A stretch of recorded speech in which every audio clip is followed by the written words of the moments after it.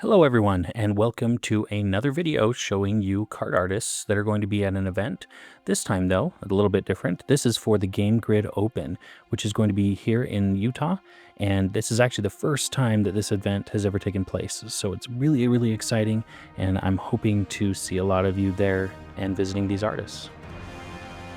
For this first year, the Game Grid Open does have a fantastic lineup of artists coming, and I'm hoping for even more next year. Attending this year, we have Randy Bishop, Kendell, Amber Kommavongsa, Howard Lyon, Marko Manev, and Miranda Meeks. And these artists have done work for Lorcana, Magic the Gathering, as well as World of Warcraft. This video will show you all of their works from these games so that you can gather up your collection and bring them along with you to get them signed by your favorite artist. First, let's talk a little bit about what the Game Grid Open is. The Game Grid Open is, like I said, in its first year, but it is a large event from a bunch of different stores that are all in the Game Grid family. They've all gathered together and pooled their resources to create this event. It's basically all about card games. There will be board game space as well as a board game library, but most of the events are all focused around some of the most popular card games out there right now. This event will take place at the Mountain America Expo Center, which is in Sandy, Utah, and it's the first weekend in October. And as I mentioned, first year, this will hopefully continue to grow in future years. But right now, they have events for Magic, Star Wars Unlimited, Yu-Gi-Oh!, Pokemon, One Piece, Flesh and Blood, as well as some others. Information about all of these different events, as well as daily schedules, giveaways, things like that, will actually be on the Game Grid Open website, which I've linked in the description to make it a little bit easier for you. Now, a lot of people have questions about card artists at conventions and different events like this, and if you're anything like me, I couldn't really find anywhere to answer those questions. So this is part of why I started doing videos like this. So I want to help clear up some of those questions for you so that you'll feel a little bit more confident coming into this event and you'll be a little bit more prepared and know what to expect. So artists typically bring a lot of different examples of their work. This won't just be card art that they'll bring, but they might also have originals. They might have some publishings that they've done. They'll have prints, things like that. Many of them even make tokens for some of your favorite games. On top of having products like that, they'll also usually offer services with signatures. So they will sign your cards and they'll provide different services for that depending on what you're looking for. Most offer just a typical signature, or they offer something called a shadow signature, which is basically just a signature with another outlined color behind it to look like a shadow. Some artists will even offer alterations where they'll basically create a new doodle on your card that will be unique and one of a kind. These services are offered by artists for different prices and kind of depends on the artist how much they charge. Typically though, I see signatures, like standard signatures, for somewhere around $5. I've seen as low as $3. I've seen very few that are above $5 for just a standard signature. Shadow signatures typically are about twice as much. And then the other alterations and things like that can vary greatly depending on what the artist is offering and kind of how busy they are typically. Before we jump into actually talking about the artists and their art, I did want to let you know that I've created a spreadsheet with all of the cards that all of these artists have created for the games that I could find, and I've included that link on the description for this video.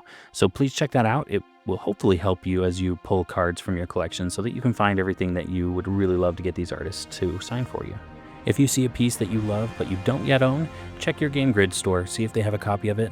I would love to sell out their whole stock and keep these artists busy for the entire convention.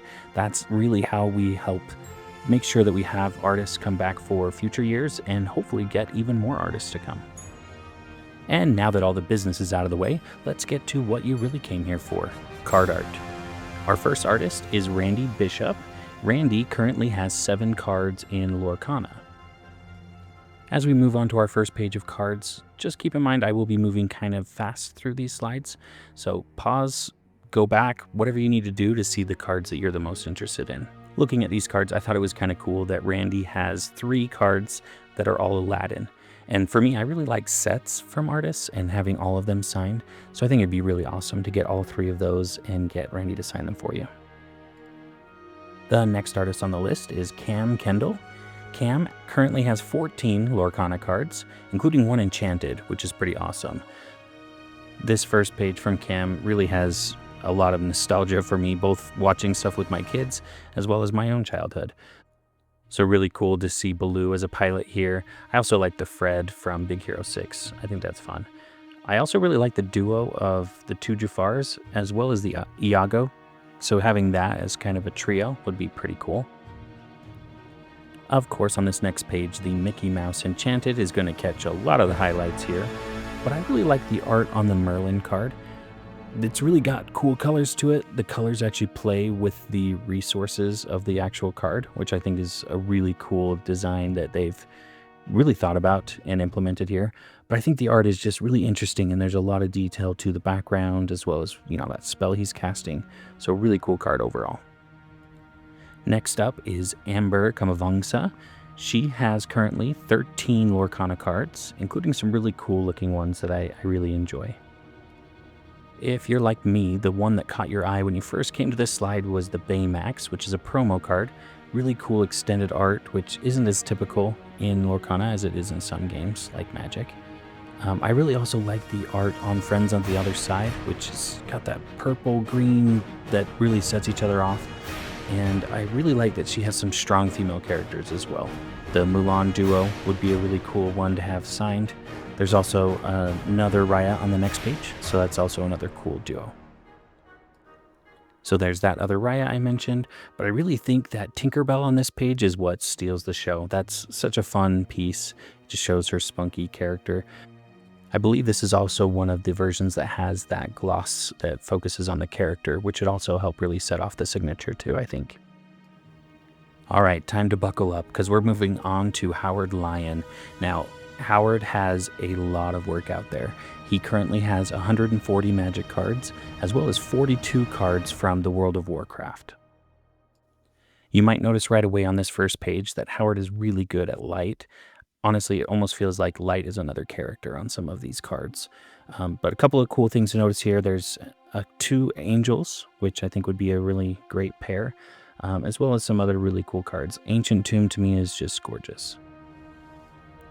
On this next page, you'll notice a couple of cool things. The bird token, I think, is really cool that it has so much space for a signature without changing anything on the card. You probably won't be surprised that Howard also does religious art. But there's also this bear Umbra. That's the first Umbra out of actually 7 that he's done. So that would be another opportunity for a cool set. Here, the piece that catches my attention the most, at least, is the Captain America's Aid card. Now, I am not much of a superhero person. Some of my students will tell you that I'm anti-superhero, but my son really likes superheroes. So I think I'm going to have to buy this and get Howard to sign it. This next page actually has 3 of the Umbras, so if you're going for that set, pay attention there. I also really like the Diamond Lion. The extended art on this really adds to it, but I think the art itself is just really pretty with that light in the background, how it bounces off the skin of this lion. Up next, I really like Fabled Passage here, but one thing that really caught my eye as well was the Flameblade Angel. Most of Howard's angels seem to be really serene and kind of above everything, but this one is very emotional, very engaged in this combat, so it kind of sticks out from the others. On the next page, we have another token, the Homunculus. I really like tokens, like I said earlier, just gives you a lot of space to sign, but also they're pretty useful. You can still keep them sleeved in something heavier than a normal sleeve and use them, which I think is cool. We also have this really funny card, actually, which is the Harmless Offering. It's just this little kitten, and you think it's adorable and cute, but the guy's like all bandaged and bleeding, so kind of a funny little story behind the art there. Also pay attention to the art on Grapple with the Past here, because it's actually the same scene as another card on the next page. There's a lot of really cool stuff to look at on this page. We've got 2 of our Umbras, so if you're going for that set, again, pay attention there. I also really love the Imperial Recruiter as well as Mana Confluence here. But as I mentioned on that last page, Make-A-Wish is actually the same well. It's got the stuffed animal that the creature is grabbing in the last one. So that would also make a really great duo to get signed. This page marks officially halfway through Howard's Magic cards, which is great. On this page, I really like Master the Way. It's got this cool colorful Asian influence to it. There's also the Mirror Mad Phantasm just below that I think is really cool. I really like stuff that has engaging backgrounds as well as foregrounds, so being able to kind of look past the focus of a piece and be able to still be interested, I think really adds to the beauty of something. Next up, we've got some really cool pieces here. I like New Blood. I think it's kind of creepy but cool. We also have our last Umbra here, the Octopus Umbra. I think the Mystic Meditation art is also really engaging and really interesting. On this page, I really like the planes. I think they're just gorgeous pieces. I also really like the Path of Discovery here. I feel like there's a lot to look at, and some of these really cool big creatures as well, I think, are also really fun. Next, I really like the art on Righteousness. I feel like there's a great story being told there. I also think these rings are pretty cool looking. We also have two of the same card with different arts, which is this Silencia Guildgate. Really, really pretty stuff, but different perspectives, different season it looks like even. So I think that would be a cool set. This page has this really cute little fox down here, but I really get drawn to the Sigarda's cards. So this would be another cool set to have. I really love Sigarda's Splendor. There just is so much there to engage with and look at. Just a lot going on there, and it's beautiful. I also think the Sigil Captain's kind of cool, so that's a fun one too.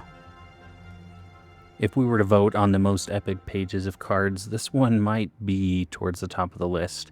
But for me, I actually really love the Taste of Blood card because I am a huge Dracula fan. So the fact that this quotes that book and just the vibe of it, to me, is what really steals the show.